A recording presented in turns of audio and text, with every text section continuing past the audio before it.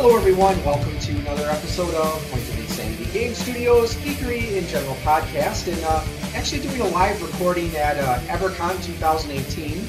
And for our audience members here, we do have a microphone up, so later when we do start swapping con stories and such, you're more than welcome to come up and share something. It also is kind of a unique opportunity because we have kind of a panel here with three other people, and if you've listened to the podcast, you recognize them. So first to my right we have Dawn. And then to my left here, Lou. And Chad. Yes, so that's me. You're here too. Yes, and, I forgot. Physically, at least. Physically, not always mentally. So, but yeah, this is actually kind of a special occasion because this is the first time all four of us have been together in the same place at the same time, thus proving that we are not all figments of the other's imaginations. That's not true. This proves nothing. Well, I proved you're real by stabbing you in your arm earlier. That's true. Well, it's the first time I've met Chad and Lou, too, so. Yeah. We've Skyped before. This is about the best we've gotten so far.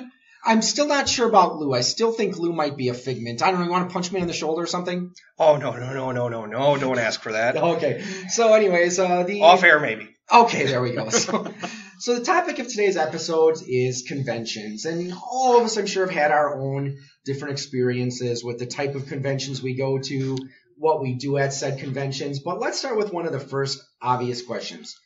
Let's look at what we have to do to go to a convention. Well, first, you might have to take time off of work.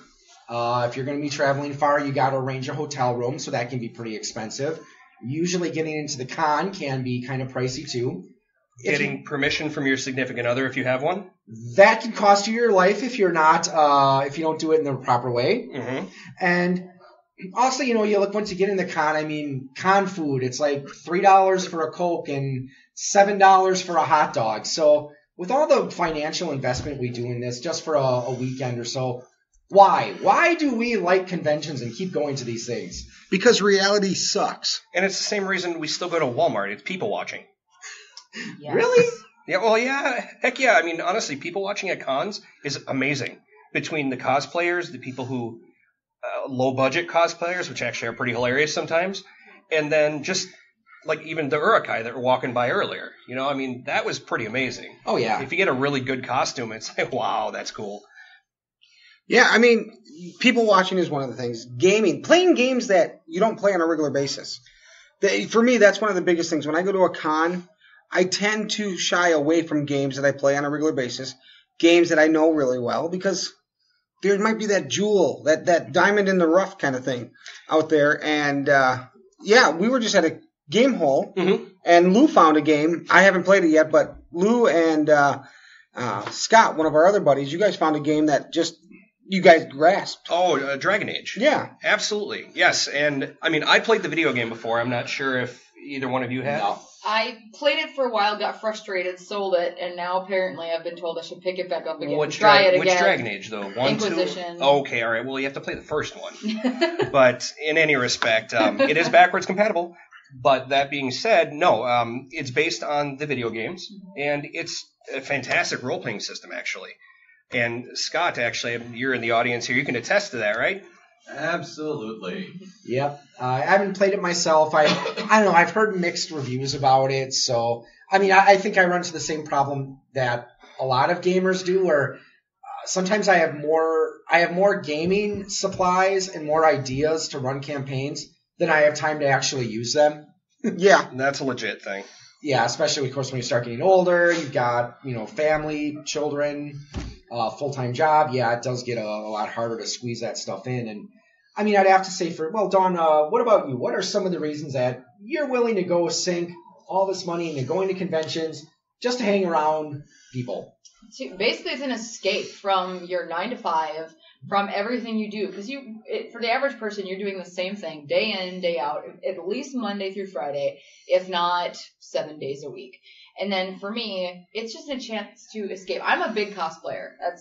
That's how most people know me now, and through the small conventions and then the Dragon Con and everything else that I do. But that's a chance to escape into characters or to whatever I'm doing.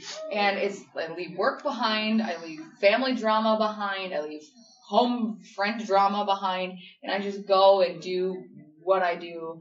And something completely different. And yeah, there's the people watching at conventions, especially if it's a 24-hour convention, you get past the 8 p.m. mark. It is a whole different entertaining world. It's like taking the club scene and then adding cosplay on top of it, and it's just something else altogether. It's like After Dark on Showtime or Cinemax. Huh? Cinemax. There you go, yeah. But with Game of Thrones and everything thrown into it at the same time. It's like going Actually, to game. that's It's a like good way going to to put it. Gamehole Con and then doing the Rocky Horror Picture Show LARP. Game Hole turns into Game Hole Con. They have a Rocky Horror Picture Show LARP, or is that something you just made up? No, they did do it one year. That was supposed to come back a second year. A lot of stuff involved in that. It didn't. But I did play it one year, and it was amazing because you went in there dressed in your street clothes, and you got characters you had to sign up for. It was something you had to pay to do, and I thought it would be really neat, and I did. And by the end of the night, I was wearing a thong, a bra, a garter, and one of those feather boas. Now that I have that image in my head, Chad, I think okay, never mind. You know, if it were but anybody it's else, even I'd say better. pictures or it didn't happen, but please no. I still had my street clothes on. It was all on top of that. Oh, okay, yeah. But Now Pixar, it didn't happen. Yeah. But the best part about it was you had to be 21 to be a player. But there was also an audience, and everybody that was there had to be 21 or older because the booze flowed freely. Well, yeah. It was probably one of my funnest games I've ever played at a convention, and also one that my wife doesn't want to hear about. Yeah. I guess, okay, Chad, I wouldn't want to picture myself in a bra and panties and a bow either. Well, let's put it this way, Al. The whole thing started off is one of the people that were part of the game was dressed as Magenta, and she came out and did a striptease. And so she gets all the way down, she takes off her blouse, and she's got pasties on. So she starts doing that thing where the pasties start spinning, and she gets about 3 or 4 spins in, and the pasties, both of them, just go gone. And so she's standing there with topless, and you would think, it's a gaming thing, so most people would be like, oh, cover yourself up, whatever. She just keeps dancing. I mean, I was still sober at that point, and I'm just like, what the hell am I doing? That's professionalism for you, I think. Just keep going. Not going to let a mere wardrobe malfunction keep you down, huh? I guess. That's an excessive nip slip, I suppose. That was some bad glue malfunction is what that was. Yeah. That was some bad... And no one complained. The more I've talked to people about it, it almost sounds like it was maybe it was showcased to be that way. Like the Super Bowl was? In theory, as a wardrobe for malfunction. Janet Jackson? Yeah. Well, because I obviously glue stuff to my... Like, I've had to glue crazy eyebrows and beards and things all over. And now there's a sexy image, Dawn. You with a beard. Wait, I did time out. You said beards all over. Where the hell else do you put a beard? No, I mean, because She plays the beard. Oh, okay. No, that's what I do on the weekends. And this is how we start digressing. It just kind of goes downhill from here. That never happens on this podcast. Never. Never. But no, a couple years ago, I did Merlin from Disney's Sword in the Stone, and a friend of mine was Mad Madam Mim. So I had like the big eyebrows and the mustache and all that. And there's special kind of theatrical adhesives you have to use. It's the same thing burlesque dancers use. You have to very carefully remove that. They're not supposed to fly off, even when you're sweating and in lots of heat. So that's where I'm kind of going, well, she must have either using the wrong adhesive or that was intentional. See, and one of the things I've always liked about with cons is, yeah, you do have that social interaction, which is always a lot of fun, and, meeting up with new people. But, and Chad, I think you made a good point where sometimes there's a game system maybe you don't play very often, or maybe you've always wanted to try, but you've never had the opportunity. And another thing I do like about, especially when you kind of see and hear what's going on at the other tables, is people find interesting ways to use a system. So a good example is this morning I was playing Marvel Superheroes, and the people at the table next to us, I overheard they were dropping like SpongeBob and Patrick. They were using the characters from the SpongeBob cartoon, and I was like, okay, what game system are you guys using? And they were using the Savage Worlds setting, doing SpongeBob adventure. So I thought that was just interesting, and that was really creative of them. So that's another thing I think is good for cons is they can be idea farms. So maybe if you are running your own campaign back in home and you're not, maybe you're running short on ideas, some of the stuff that you might encounter at the conventions maybe can give you a little bit of again, ideas for what your own campaigns. Yeah, and I've done that. I've stolen ideas from conventions, from like people that go online and they play their game online. I don't know, live play, I think they call it, where it's like, I won't steal the entire adventure, but you're like, well, that scene, the way he laid out that scene, it was just amazing. I'm going to take that. And that might be a starting point for a game. And I've done that, actually. There was one where they were in the middle of this entire thing that I was listening to. It was like several episodes over several months, but they got into the place where they had been captured, and they wake up in this room and they can't see anything. It's completely black. And they start working their way around, and all of a sudden they can feel things hanging from like chains from the ceiling, and they finally figure out a way to get light in there, and here it's just bodies hanging from hooks. So I took that. I'm like, the way they laid out the scene and the way everything happened, it was just amazing. I'm like, I want to use that scene. So I was putting together a horror campaign, go figure. And that's how I started everybody out. You all just wake up and you're in this darkness. And there was a body farm, basically. And, it's a nod to other people's ingenuity, but it also takes and gets your creative juices flowing. Mm-hmm. So I went, okay, I can start a campaign here, and where does it go from there? Yeah, sometimes all you need is a spark. Yeah, exactly. And again, just was saying before how sometimes people find new ways to use an old system. This was at Gen Con many, many years ago, back when it was still in Milwaukee, and I played a Man, you're old. Yeah. That's about the last time I went to Gen Con was in Milwaukee. Yeah. So, yeah. But there was a person that used Dungeons and Dragons to run like a Doctor Who type scenario. So there was like only a couple of us doing the actual session. So, but it was still fun. I just thought it was interesting trying to find a way to work the D&D rule set and some of the game mechanics and characters that you would use in that into Doctor Who. And I mean, I know they have Doctor Who role-playing games out there. I haven't played it, so I'm not sure how they implement it there. But I said I thought that was an interesting idea as well. And I've done things like that, especially for conventions, because you want to put together something that you can play in 2 hours or 4 hours. Mm-hmm. And people can have, you have the hook and you have the conclusion all within that amount of time. One year I took Call of Cthulhu and I threw Scooby-Doo. I threw a Scooby-Doo skin on it because Scott and I had been watching a lot of Scooby-Doo. And I'm like, were you high? No. It was research. Research. Because I said to Scott, I said, do you think this would work? And he goes, well, I've got this whole series of Scooby-Doo. And I'm like, I'll be over. And Please so we tell built. me you had a point where the Benny Hill theme came in and they were running around. Sorta. Without the music, because I didn't have any music with me. But Scott and I sat for one afternoon and we watched episode after episode. And we built the characters then in the Call of Cthulhu world based on stats that we pulled from and the show. Did you bring in guest stars like Batman or the Harlem Globetrotters? Yeah, I was about to say that too. We did have hot dog water. Okay. I was about to say that because that's one of the things I don't know how many of you have watched a lot of the old Scooby-Doo, but was it Jonathan Winters is another one I remember. Oh, yeah. He would do all the sound effects. But yeah, I remember the one with Batman, Phyllis Diller. They brought Phyllis Diller in there too, I think. The Harlem Globetrotters was a big one. They did that a few times, actually. actually. The Three Stooges on there, actually, too. Yep. But yeah, I mean, that's all role-playing really is you get a spark from something, and then you figure out how to implement it. I love throwing skins on other games because it's usually pretty easy. Mm-hmm.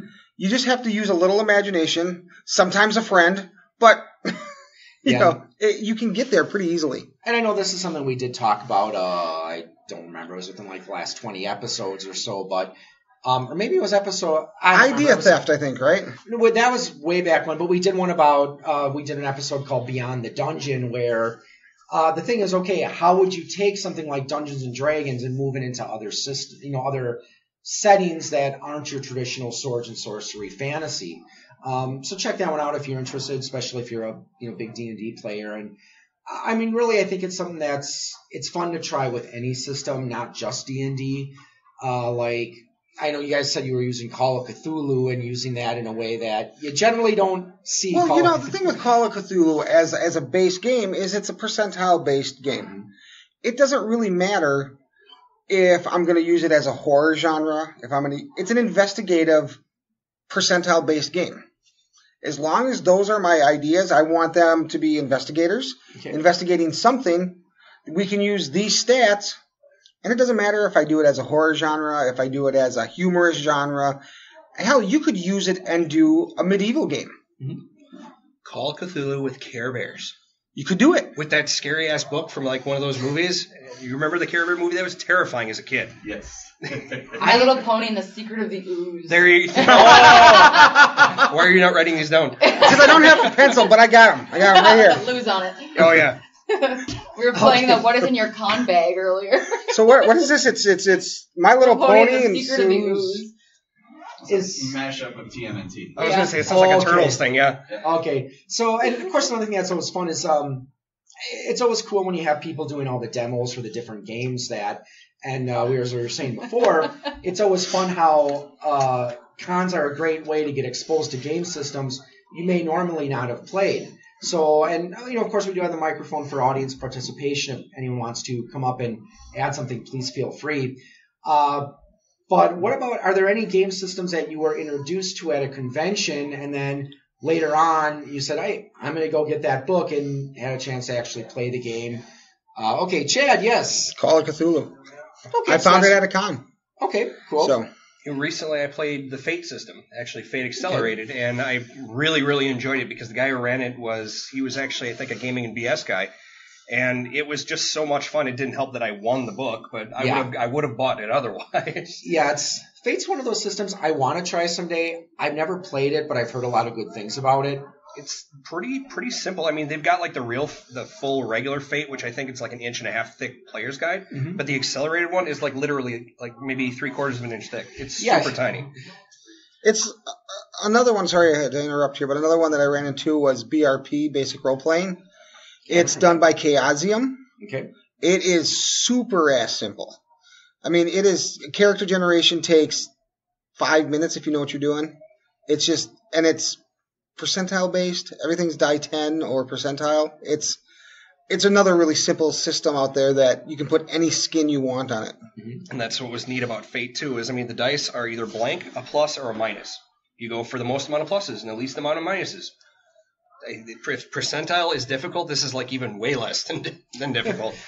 And I don't really because I don't get a chance to play much because at conventions I'm either working somebody's vendor booth for them, or taking pictures with fans, or cosplaying, yeah, and working and being in the parade and doing other things. I don't really get a chance to go and play. And when I do have time, I have maybe an hour, so that it's like, okay, well, we're doing a board game or a card game. So those are more what I get to try. For new systems, I usually have to rely on a friend having it and having a weekend. We're like, we're going to try this. I'm like, okay, I'll come over. Or I just have to read it in a game store and go, this sounds interesting. I'm going to buy it and try to figure it out and hope I have people that are ready to come over and play. Like, I've got that DC one I bought, and I haven't had a chance to have anybody come over and try it. And it's got pre-gens in the back.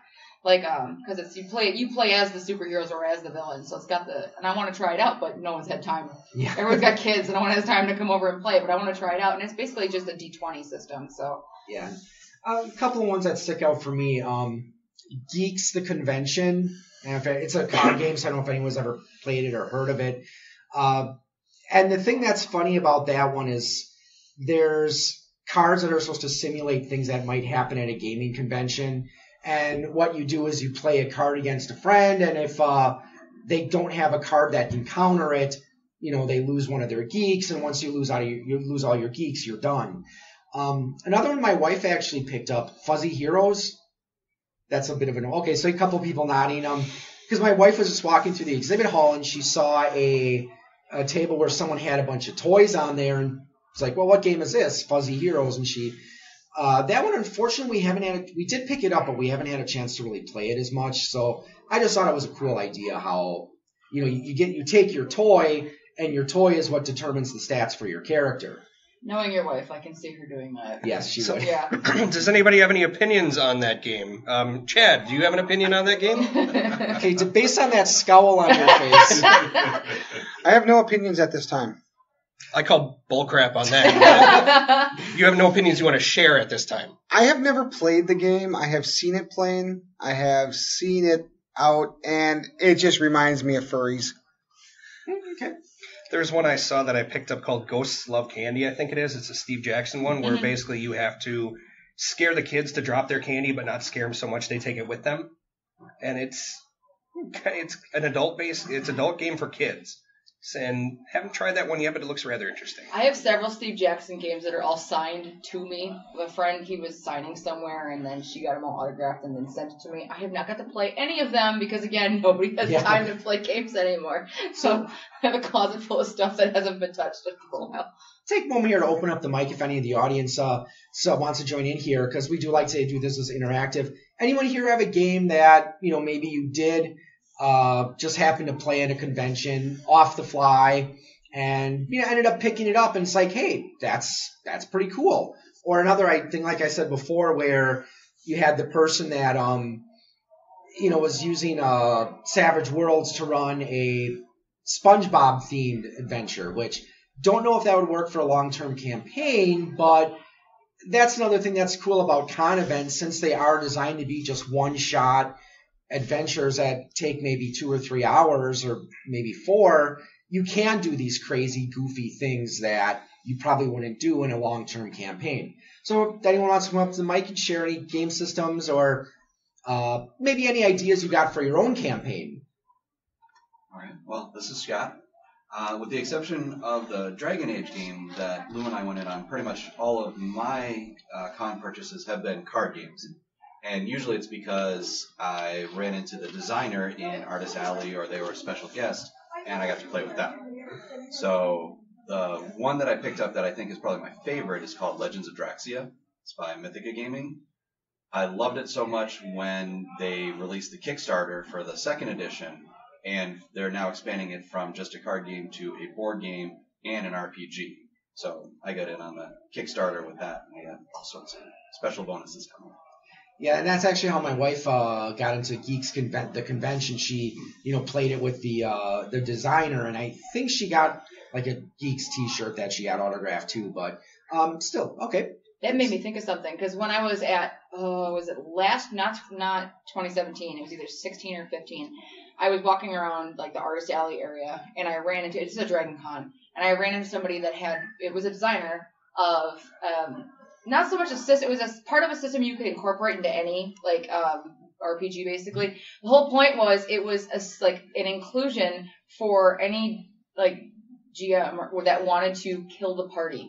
It was basically a death plan for that. Your whole point was kill the party, destroy the party. It's a TPK plan. Basically, yeah. You don't need a special module. Oh no. that. It's like special. It was like it had extra special like dungeon like layouts and stuff with like extra traps. It wasn't that big and it wasn't that expensive, but it was kind of really brilliant. I'll have to show Al because I keep forgetting to show you. But I bought it and the guy was amazing. I have his business card and stuff. And he has all kinds of books and stuff he published. But I just found it was like Kill Them All or something. It was called. It was really brilliant because like when you hate the people you're playing with and you want to kill them all was really what it was like. What was that witches game that we played this last November? If you remember the one where you had the different potions, it was kind of a speed-based thing. We played that with the designer. Yeah, I can't remember. Witch Slap. That's right. Witch Slap. That's a great name. It is. It's actually kind of a cross between Spoons and Magic the Gathering, because the cards that you're passing around kind of to form the sets like Spoons are different types of spell cards. And the number of cards that you build up determines what level of spell that you cast and how many people you can kill with it. Yeah, and they actually had other games. Didn't you pick up one called like Lumberjacks? It's Lumberjacks and Sasquatches. Yep, and I picked up one called Cthulhu, or Cultist and Cthulhu. Also by the same designer. Oh, yep. And all the same company. And they had 3 games, we each got one. And then we can rotate. Absolutely. And I don't know, have you played yours yet? I have read the directions, but no, I have not played it. That's about where I got too. But I mean, we played the Witch Slapped one at the con, and it was a lot of fun. In fact, actually, I brought it with. Oh, did you? We Nice. have it here if we've got some downtime. Absolutely. So And then another game that I loved that as an English teacher was actually really interesting was called Marrying Mr. Darcy. It's a card game based on the Jane Austen novel Pride and Prejudice, but there's also an expansion to turn it into the novel Emma, and there's a different expansion to turn it into Pride and Prejudice and Zombies. And it's great because I actually play it with some of my English class students, because I have another game called Kill Shakespeare that I picked up at a con, and another one called The Play's the Thing. So sometimes when I'm doing like a British Lit unit, I'll just break out all those games, and then kids can rotate through them. Cool. So anyone else have any other story when they want to share maybe a game that they said you had a chance to just play it on a whim at a con, and it's like, hey, this is pretty cool. I got to pick it up. So again, I'm going to mention, you mentioned the guy running SpongeBob Call of Cthulhu with Savage Worlds. Savage Worlds, yeah. Well, last year he did with Call of Cthulhu. Oh, cool. That's my regular GM. That's Rich, and he also helped me, like you. He helped me find pieces of Fate Accelerated, because I was a Kickstarter for Dresden Files, because I'm a stupid huge Dresden Files fan, and I had that before they turned it into the full Fate Accelerated, the Fate Core books. I think that's what Evil had used for that. I think so, yeah, because the Dresden Files RPG is Fate. Yeah. I wasn't sure if it was Fate before or if Fate came from the Dresden Files. No, Fate came before. Okay. Yeah, Fate's been around for quite a while, actually. Oh, well then, I'm wrong. So that's we all get one. All right, good. Yeah, another game that I picked up at a convention that I really enjoy is called Three Pillars. And we actually got to play that with the guys who created it. But it's basically a paranormal investigation card game. And the three pillars are, there's basically three investigations you have to go on. And you have different members of the team. And sometimes different members aren't allowed to go on certain investigations based on what they are. And basically, it's a number adding game. You have to add up to a certain number to move on to the next investigation. And of course, the guy across the table from you is trying to slow you down as he tries to investigate the same thing. So you're like rival investigation teams. And Scott and I bought into that pretty heavily a couple of years ago. And then last year they weren't there, and we were just like, So, but yeah. And another fun thing that's fun about cons, now usually for our smaller cons we don't really see them often, but celebrity guests. And I know, Dawn, you've probably got, we could probably do an entire episode just on your celebrity encounters at Dragon Con. And everywhere else, yeah. So anyone have any interesting celebrity encounter stories? So maybe if you had a chance to meet, I don't know, an actor or a writer or some other person of note who came to a convention. I didn't tell the story again. Go ahead, go for it. All right.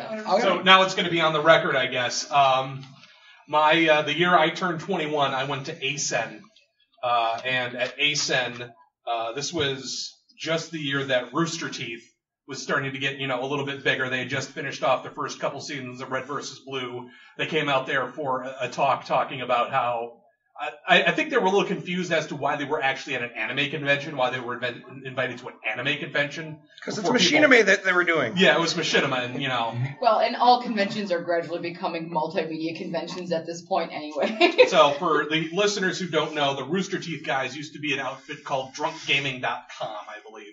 And they were not that far removed from that at this point when they were still making the Red vs. Blue series. And at the tender age of 21 years old, my first year I actually started drinking, I got dragged around by two of the founders who are famous for drunken con pub crawls. I don't remember much of that night at all. And there's no pictures of this anywhere? No, thankfully. I mean, somebody might have pictures. I remember, questionable things with cosplay girls at some point that night. I don't remember. But, the clear thing I do have in my mind is Gus from Red vs. Blue.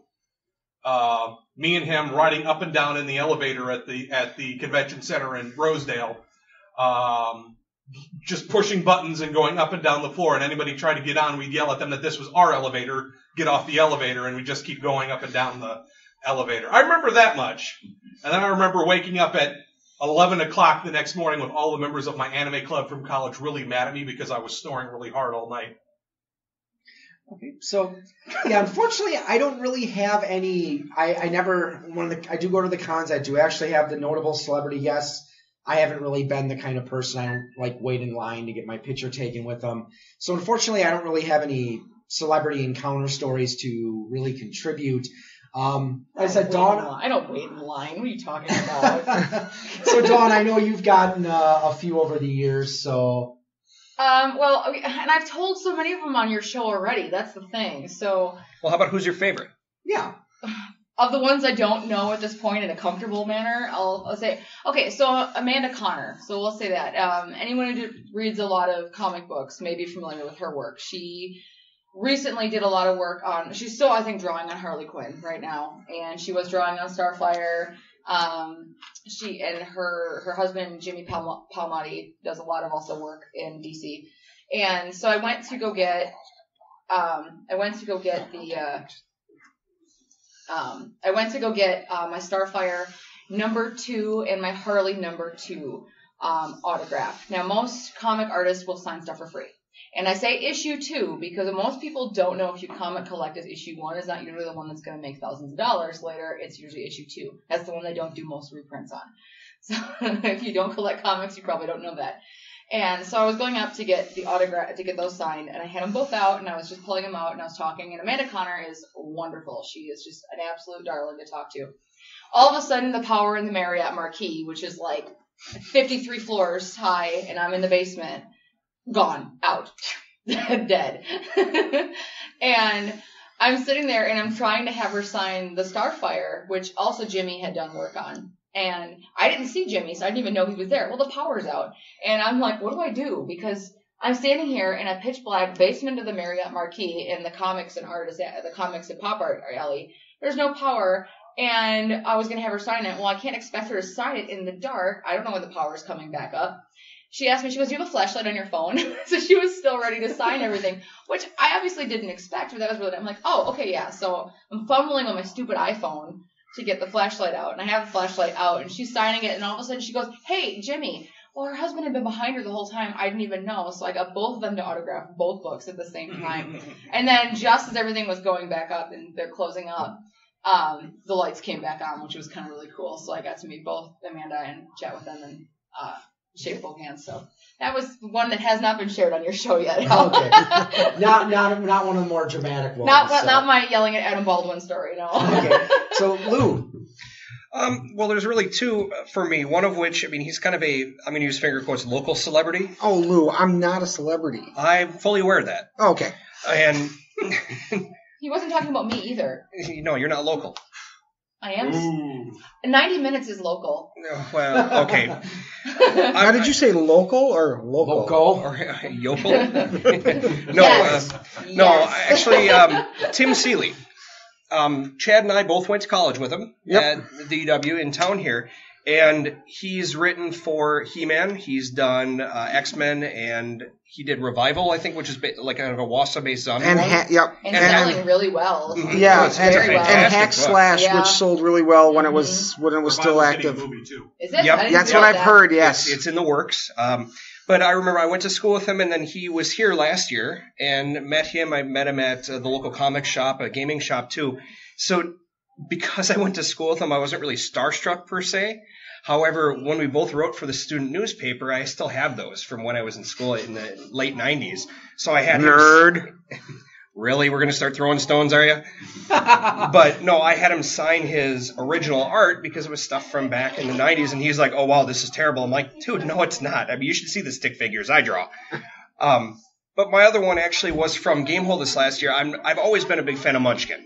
And Dave Kovalik is hilarious. Mm-hmm. The guy's funny. He's a real nice guy. His games are entertaining.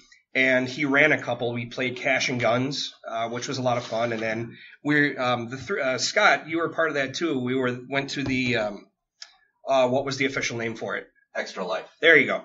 Where they did a celebrity D&D game, and he was part of it. And he autographed one of the books at the end and drew a duck and some people and drew the different Munchkin characters in there. And I kind of nerded out with him, so I got like a poster signed, I got my book signed, and I actually got a little Mimic, which was the yearly plush animal. Mm-hmm. I got my Mimic signed by a Yeah, me too. That was awesome. So, yeah, that was the one I kind of nerded out on. So, hopefully going forward, there's going to be more. But I got his dice. Well, yeah, I bet you also paid for those dice. Yes, it was for charity. So, You're going to write it off then? Maybe. so Chad, I know you've talked about you had a couple encounters with Gary Gygax. I have. And really, those are the ones that stand out to me. I've met other quote-unquote famous people, but Gary was one of these guys. He was very personable. He's kind of a dirty old man, but it was what it was. I met him the first time I went to a convention called Lake Geneva Con, which is now GaryCon. By the time it was Lake Geneva Con, and I went there as a vendor, actually. And I ended up taking a bus tour through Lake Geneva where Gary talked about the different places where TSR had been and showed us a couple of the houses he had lived in and so on and so forth. And it was a really neat thing, and I got to talk to him quite a bit because the tour that I went on, there was only like 6 of us, and 5 of the people were sitting in the back of the bus like, I'm afraid of Gary. He's just a Normal guy. Yeah. So it was really neat because there was always this rumor that at Lake Geneva Con on Saturday night, he would invite people to his house to play Dungeons and Dragons. And unfortunately, I was there as a vendor. I got the invite, but I couldn't go. And I'm like, you know what? There will be more time. And I think that was in 2006. And then in 2007, I was at the big one in Indianapolis. What the hell? Gen Con. Thank you. I was at Gen Con in 2007, and I stood in line because I had a few things I wanted Gary to sign. And I get up to the front of the line, and this, to me, is the coolest thing. And people have been like, well, you were wearing a name tag, blah, blah. But yeah, it was just one of these things, because he looks up at me, and he's like, and he kind of stops for a second, and he's like, Lake Geneva Con. And I'm like, yeah. And he's like, Chad. And I'm like, yeah. And, of course, I had my name tag on, so he might have cheated, but whatever. And so I'm standing there, and I want him to sign Tomb of Horrors. And he's like, oh, I haven't seen this in a long time. And he goes, why don't you come around behind the table? And I'm like, what? So I go around behind the table, and we're sitting there like, he's flipping through, and he's laughing, and he's pointing at things. And I'm like, well, we're playing through this right now. I said, I've never read it. We're playing through it right now, so don't give away too many spoilers. And he just kind of looks at me, and he opens up to the page where we're working on this Orb of Annihilation. We have no idea what it is. And this is the one picture he picks out of the entire thing, points at it, and he goes, just remember, a snake is always a snake. And I'm like, the fuck does that mean?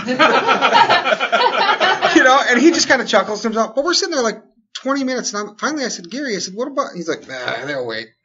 I'm like, okay. They will, and they did. And so after that, it was actually, this is a funny part of the story for me, is at the time I had a game shop, and my partner was there with me.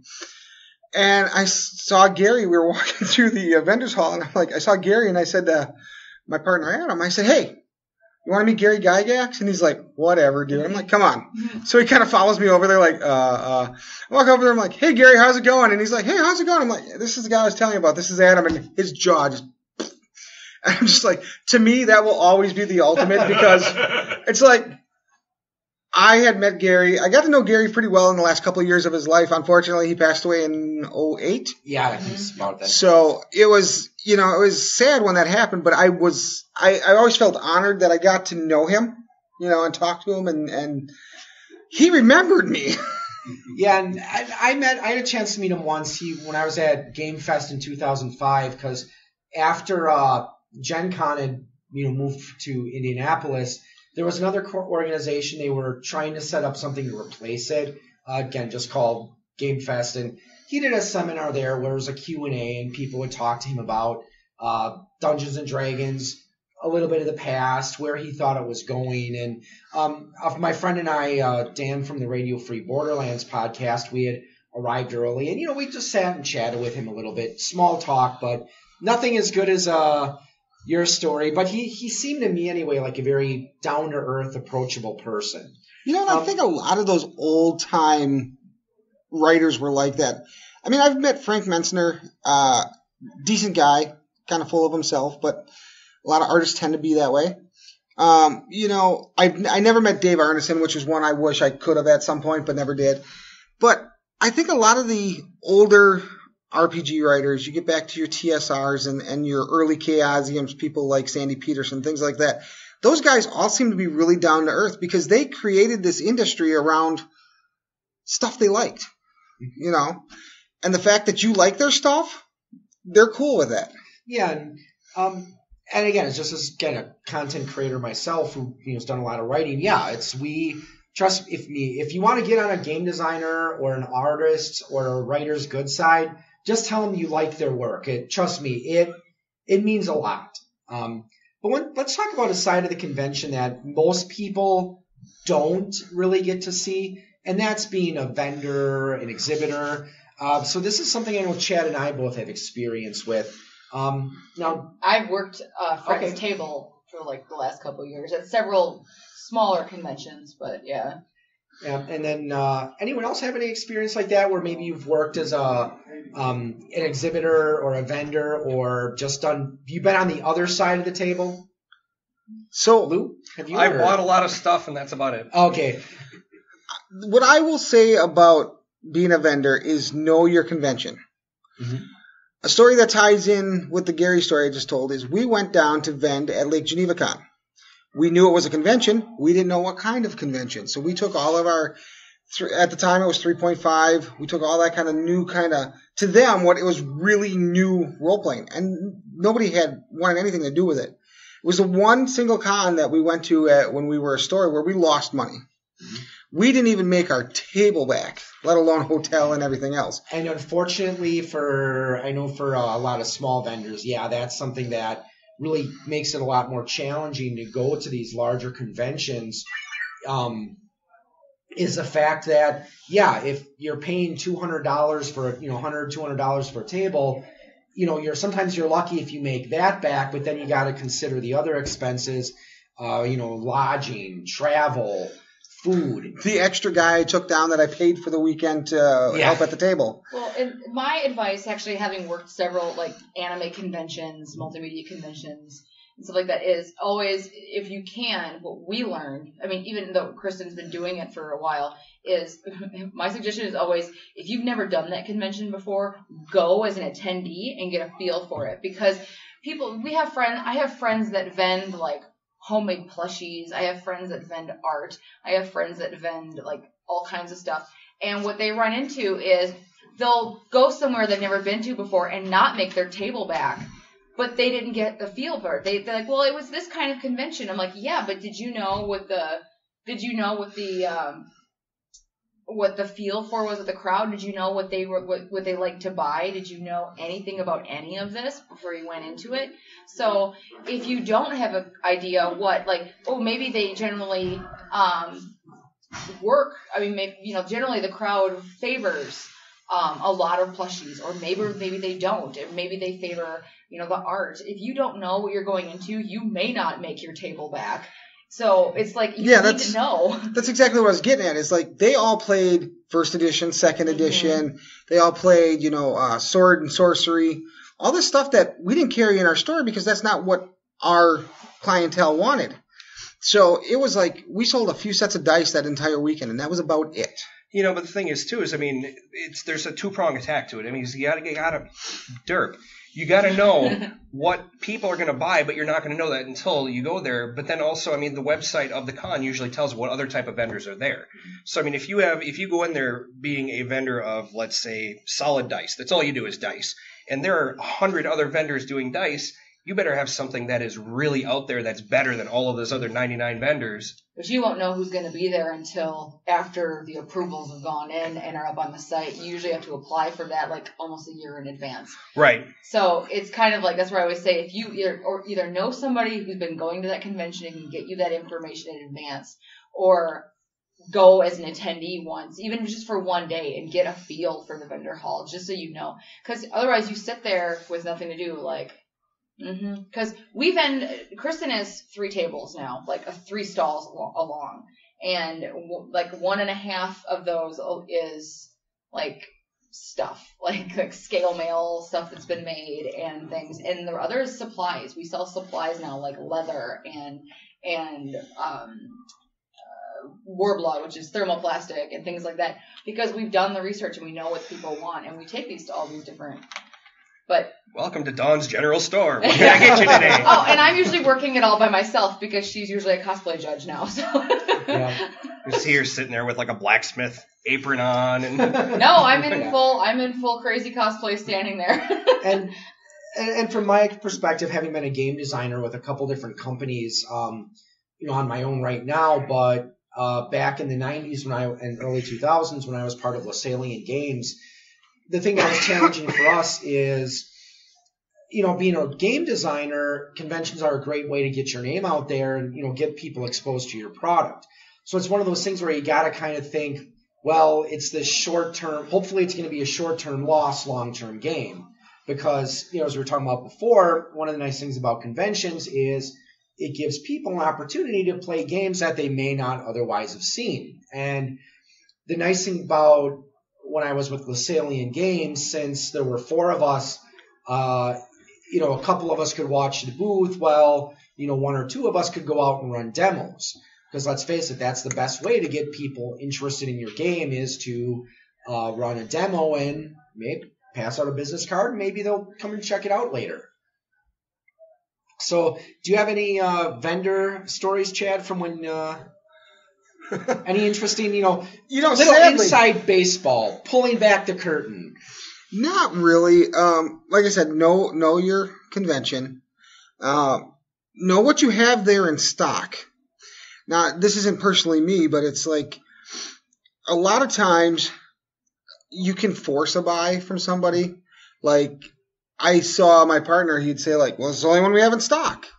And I'm like, there's 3 more under the table, asshole. And the thing about that is sure, you might force that sale, but that person's going to walk by later and see that you have another one sitting there. You're going to lose credibility right there. Exactly. Completely. Yeah. Exactly. And so I never tried that. The only thing... This is one of a kind. Let me pull another one from the back.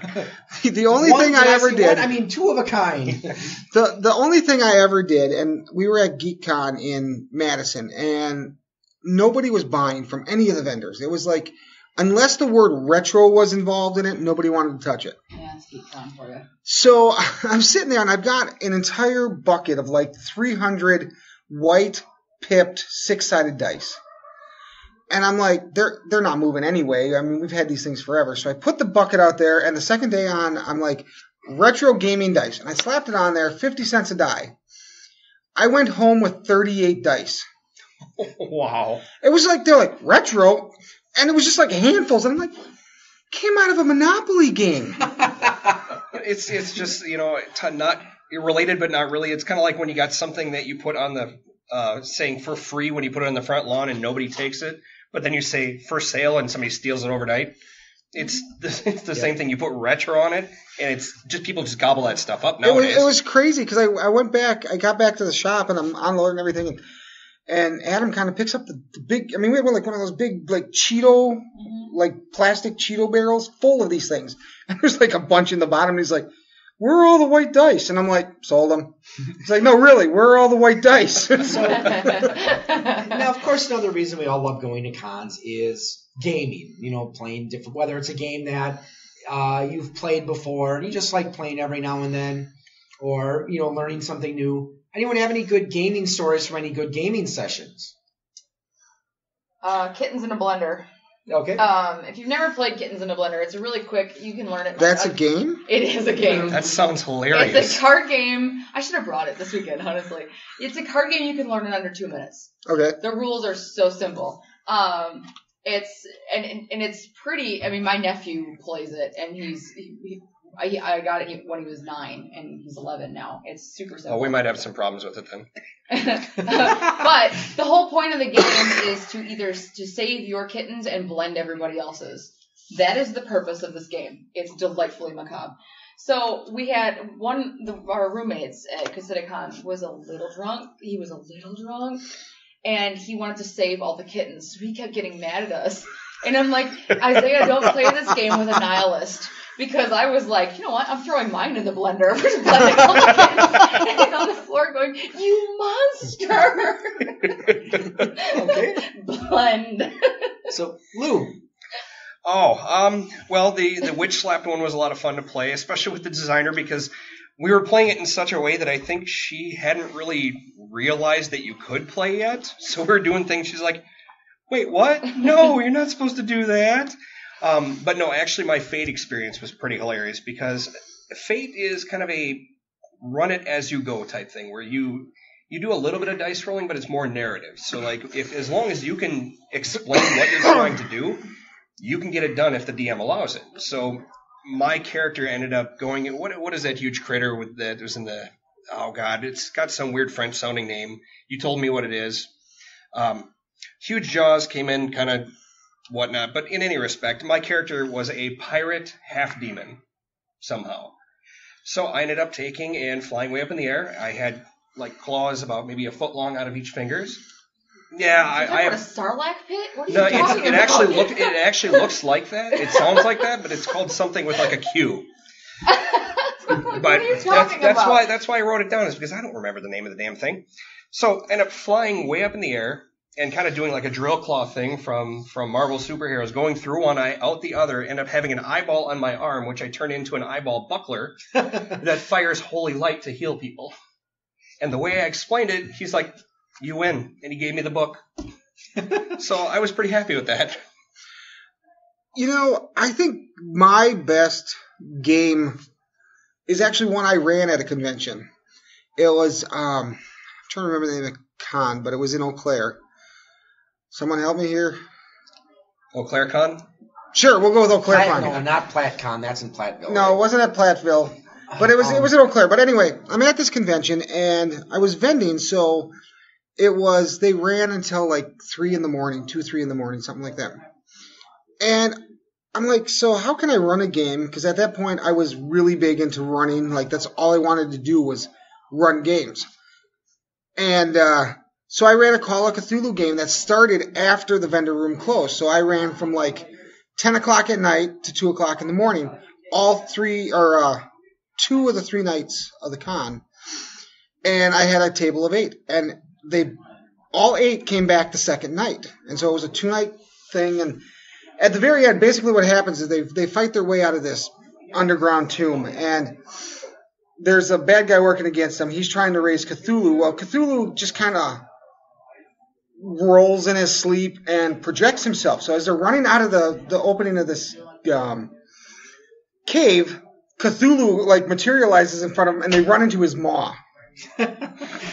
So, of course, everybody makes a sand check. And I had set it up where if you made your sand check, you would lose 1 die 20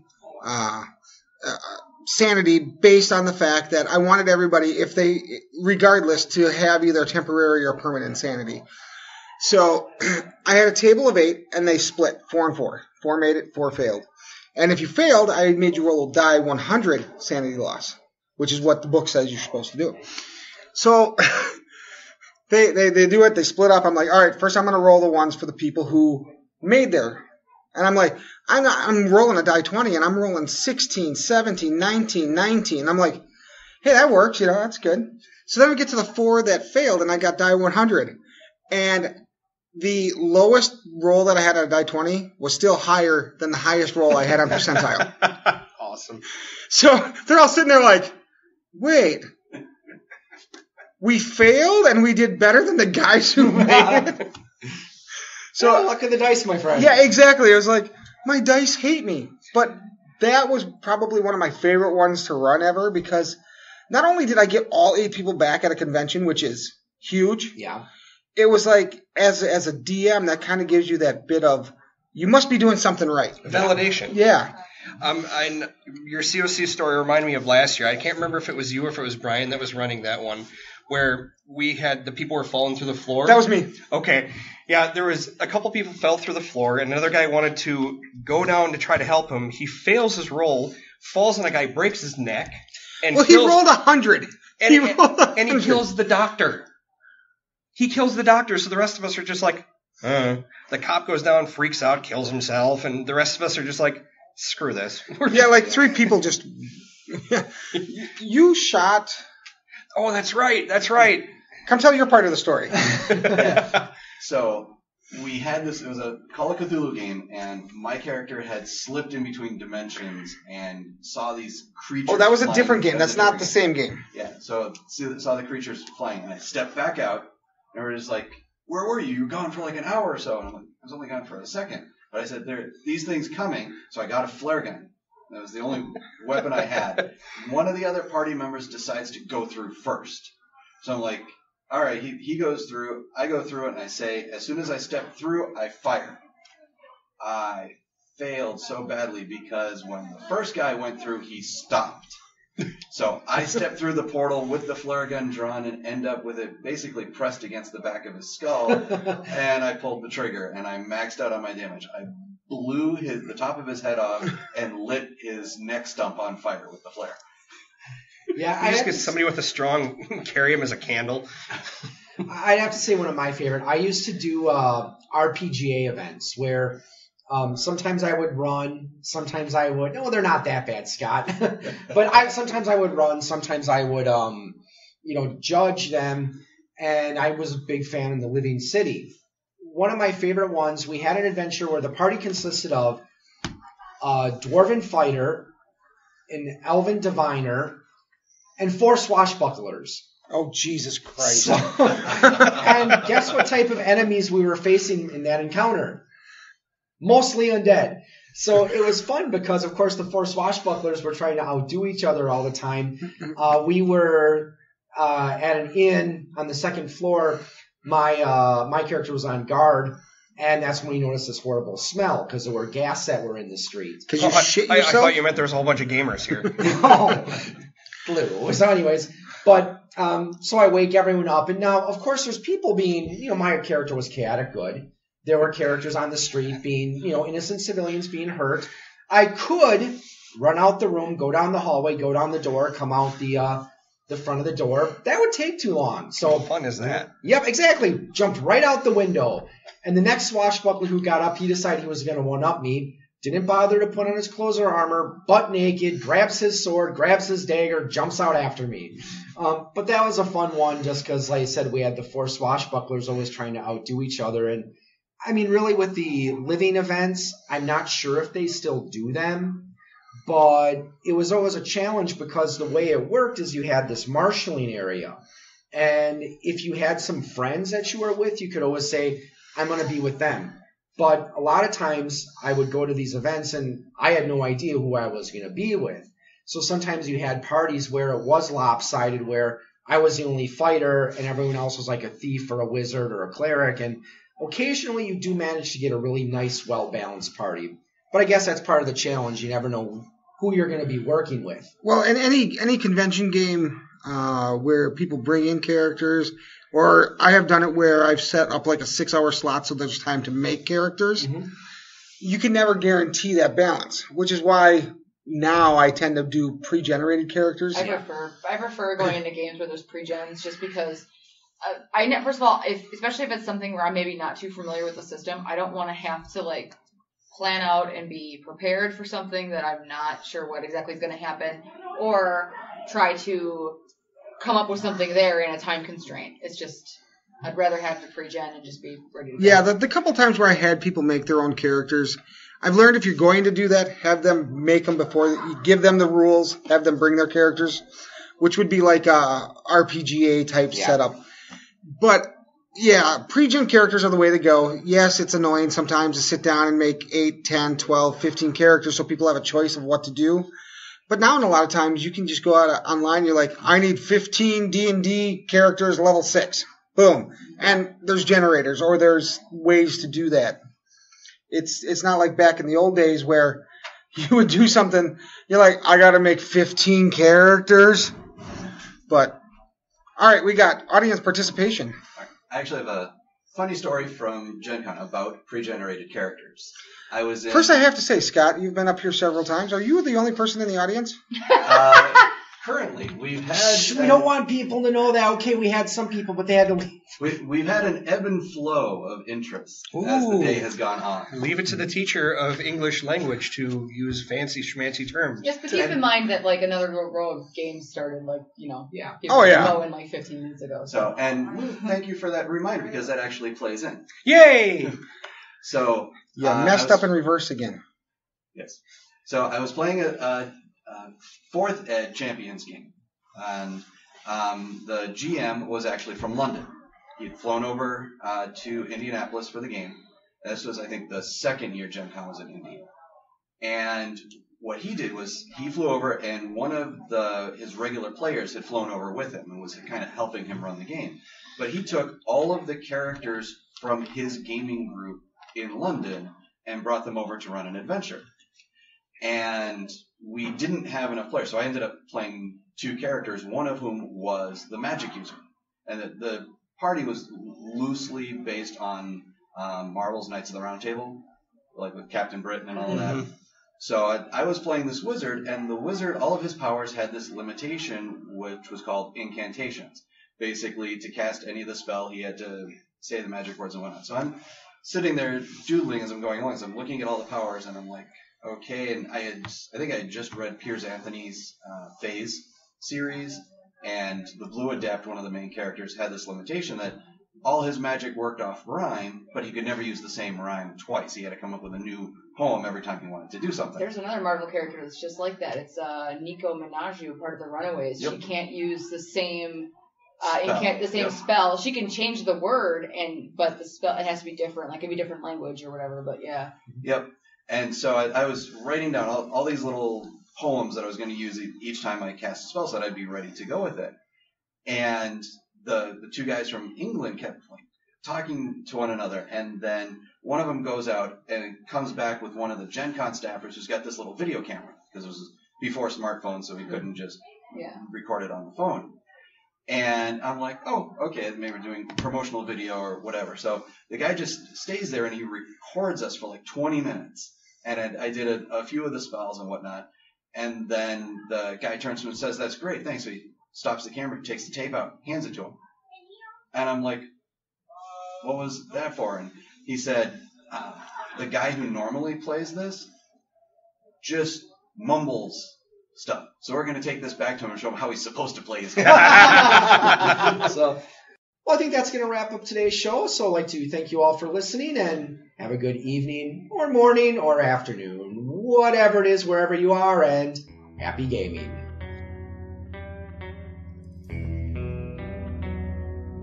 You have been listening to a program from the Point of Insanity Network. Visit us at poigamestudio.podbean.com for more shows. Follow us on Facebook and follow us on Twitter at POI Game Studio.